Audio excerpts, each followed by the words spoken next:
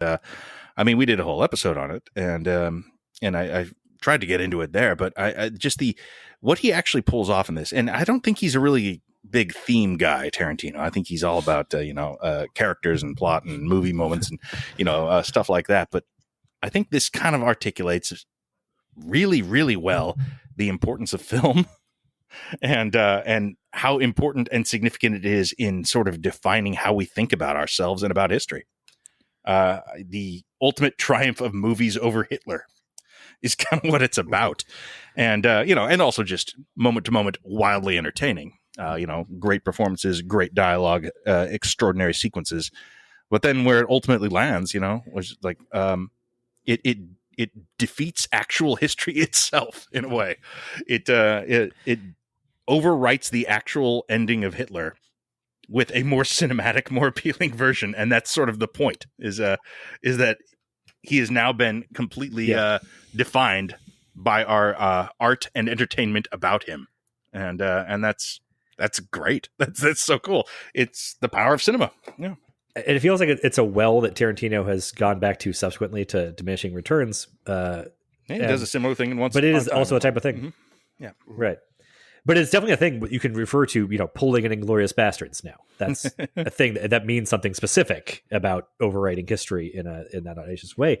And, one thing I don't think we talked about when we did a whole episode on it, but, kind of relating to what I mentioned earlier about Get Out is that there's perhaps a defining era of this, or a defining trait of this era is going to be a softening of things in a well-intentioned way that maybe, there's a tension between when you're doing historical material, especially things that are taking on historical injustice, and you want to, reframe that so that the people that were, the marginalized at the time are the center frame heroes.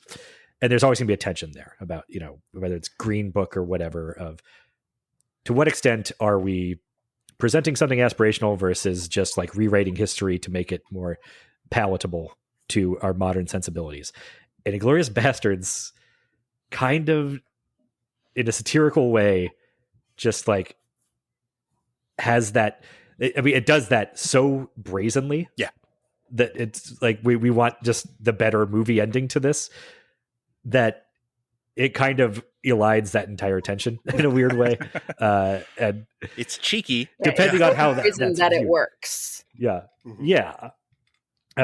And maybe it sort of like preemptively satirizes a whole, another decade or two of historical movies that would indulge similar impulses, but in less honest ways, I guess, is one way of getting at that.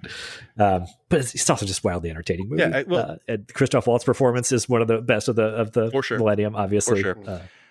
I mean, the fact that the third act of this movie is based around like, well, we're going to kill Hitler. And you, in your head, you're like, well, they don't do it. Exactly. They're not going to succeed. I know what happens to Hitler.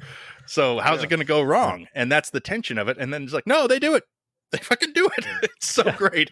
I watched this movie with my grandma and my family on Christmas Day, and we had our own version of a Marvel experience, like theater experience, because we're watching it.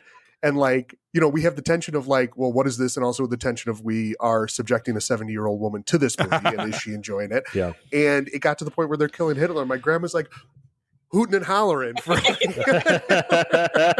we're just like, because none of us were all like, oh, how's it going to get out and all that. So, and up until I was not familiar. I mean, there's obviously like speculative historical fiction, whatever they call it, in literature somewhat, but like in movies, you just hadn't seen that. You hadn't seen like, we're going to take a historical thing and just completely change it to the way that you want to see it. So it was like a twist. It was like a Sixth Sense level twist of just like, Well, it wasn't even like the Royal Tenenbaums thing of like, usually that alternate history stuff is like what this movie presupposes is what if he did that? Like usually that's up front in the premise.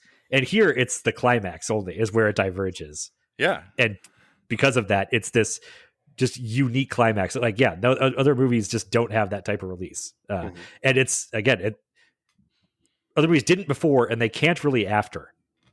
Because now we know it can be done. Yeah, he runs up against that in all his I guess not Hateful Eight, but everything else he's done is kind of a riff on this idea. Yeah.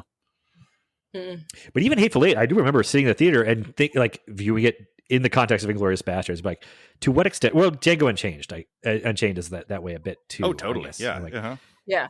Now that I know, I like the fact that he just blows up the plantation and gets away at the end is less surprising or cathartic there to me, because I'm like, well, I know he will give himself license to, like, he's not going to be slave to the historical reality that nobody blew up a major plantation. Of course not. But those are fictional characters in the 1850s. too. Right. It's not, you're not killing, Jefferson Davis or whatever.